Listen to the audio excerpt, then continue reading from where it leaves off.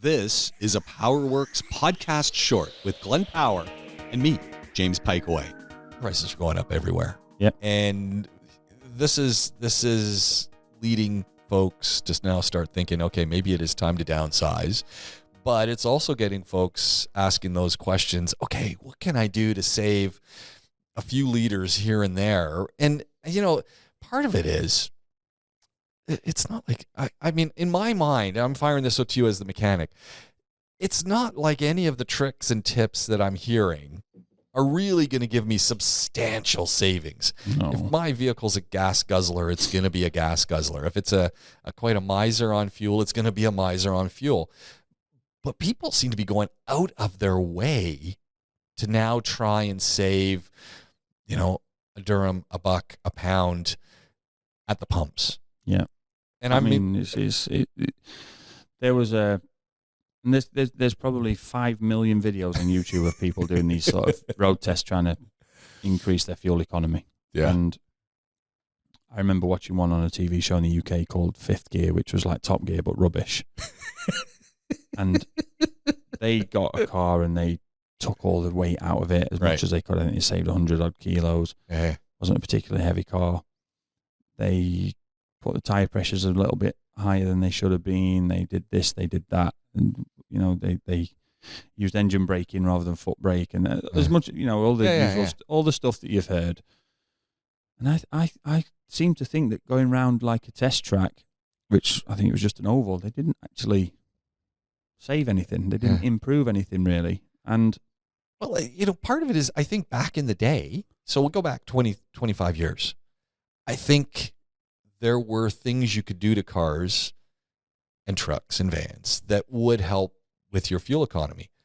Now, with everything being so computer run and the computer constantly doing that mix and constantly looking for the optimal consumption rate, it's making a whole bunch of changes as it goes, and it's getting used to your driving patterns, and it's trying to save you some cash. Yeah, I mean, one of the big things, undoubtedly, is the electronically controlled manual gearboxes, so DSG from the VW group, S-tronic PDK, whichever way you call it. There's completely different to an automatic. They aren't as heavy. They don't need as much power to get turning. So that's a good thing. And they can be controlled.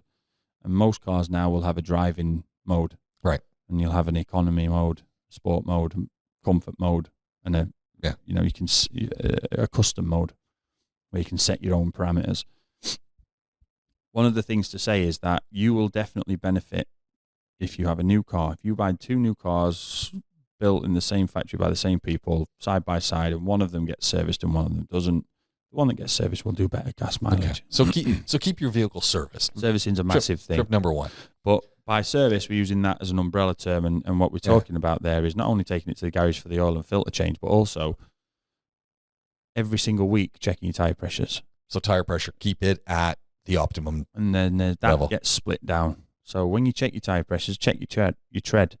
Does it look like it's wearing unevenly? Is it evenly worn? If it's not evenly worn, there's an issue with the wheel alignment. And so wheel alignment could also have an impact. So if you can imagine trying to push a shopping trolley around a supermarket and one of the wheels is bent. We've all been there. We've been there. It's an absolute nightmare. Yeah. It takes a lot more energy to do it, and that's all you're talking about here, energy. You're just getting energy from petrol or diesel, whichever way you look at it. So keeping the tyres checked every week for pressure means that you're also checking the tread. Yeah. And you're also down there, having just driven to a petrol station or wherever it may be. If you're checking them in your house, it's a little bit different. But if you've just driven somewhere and you get down there and you're putting the air in and you think, that smells, or your brake disc looks blue, your brakes are binding on. That's something you might not necessarily know. Got another issue, which is why you want to go get a service so your mechanic can see this. So there's another thing you might see checking your tyres. So these are all important things. Another hugely important thing to stress here is AC uses very, very little fuel now. Really?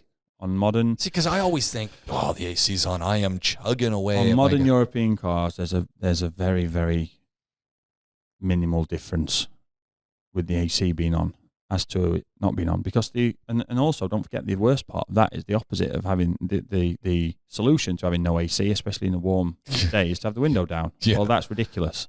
That's causing so much more drag. And again, there'll be videos on that, driving with your windows down and windows up and seeing how far you get, and that'll be the biggest difference. So keeping the AC on when it's hot rather than opening the window is a much better option.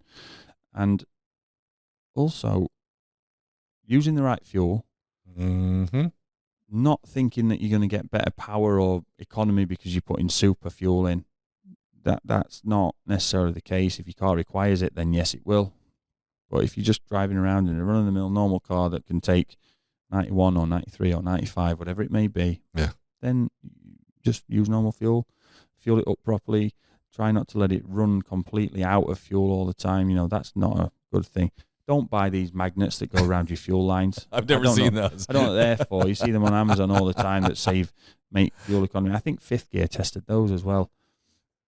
You know, don't believe in any sort of quick fix and again, like we've said, with modern cars, which we're talking about here, most manufacturers have done, because they've had to sell them, everything they can to make them as efficient as they can for what they're putting in them.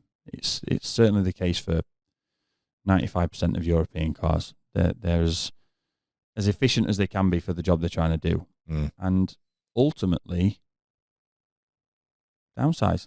Yeah, that's the other way to get a smaller vehicle. Just get a smaller vehicle. Get a 4-cylinder.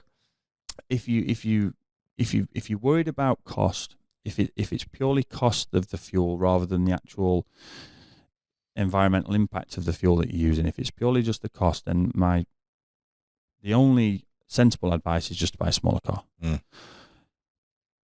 Failing that, you can go and buy yourself an electric car. There's an offering from every single manufacturer, I would think, now that you could go and buy. And there are power storage with power generation units available now, more and more widely. If you look online, you'll see them, where you can get solar, wind generators to power a storage bank or charge your car overnight.